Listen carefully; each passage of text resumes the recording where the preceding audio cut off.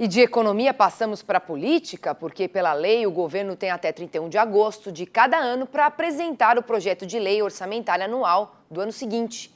E com a aprovação do novo arcabouço fiscal pela Câmara dos Deputados na última semana, as atenções se voltam para o orçamento de 2024, que está com o prazo bastante apertado.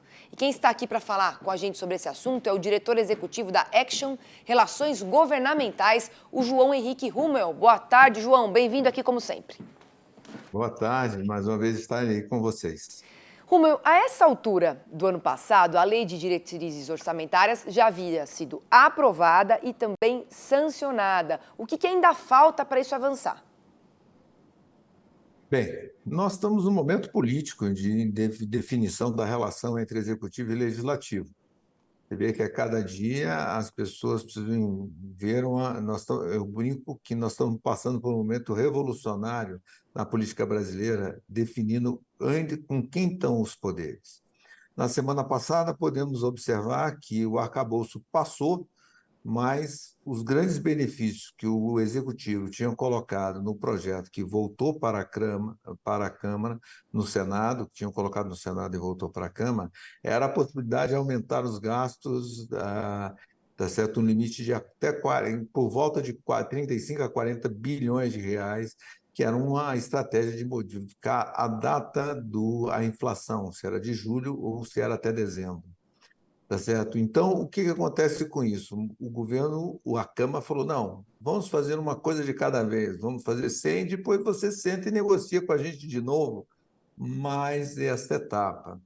A semana passada também se caracteriza a Câmara dá um recado, e todo mundo fala que é o Arthur Lira, eu não digo que seria o Arthur Lira, os líderes dos partidos do Centrão mandaram um recado para o Executivo, falando para ele o seguinte, não adianta mandar medida provisória sem antes sentar e discutir e debater uma estratégia, senão vai criar problemas, porque medida provisória, ela vira lei durante o período de vigência, ela pode caducar, criando problemas operacionais para a economia. E eles falaram o seguinte, não adianta que não vai votar.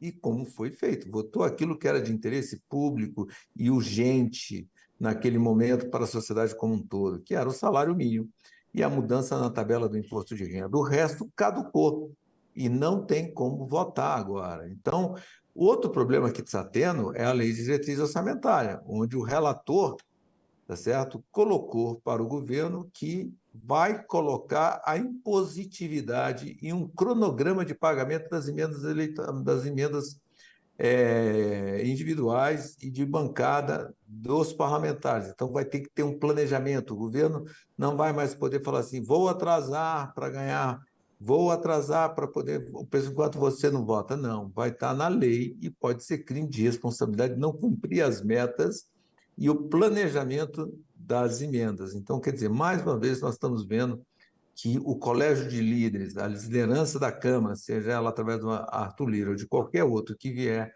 vai ficar cada dia mais forte, cada dia mais importante dentro desse processo. Então, e a LDO está aí, já tem um cronograma para ser votado e o governo vai ter que apresentar a LOA, o PLOA, que é a Lei Orçamentária Anual, até o dia 31, que é constitucional, ele é obrigado a apresentar, mesmo se não tiver LDO. Ele vai ter que fazer a LDO em cima do projeto que ele encaminhou para o Legislativo e que pode ter diferenças e que cabe ao Congresso modificá-las após a aprovação da LDO.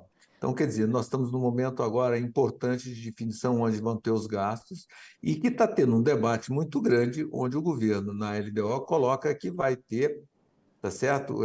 O crescimento de endividamento zero, quer dizer, e todo mundo hoje acha que isso é um debate que o governo não vai conseguir ter déficit zero. Então, e como é que ele vai fazer isso e como é que vai ficar isso para frente? Então, esse é o momento que a gente está entendendo nesse momento.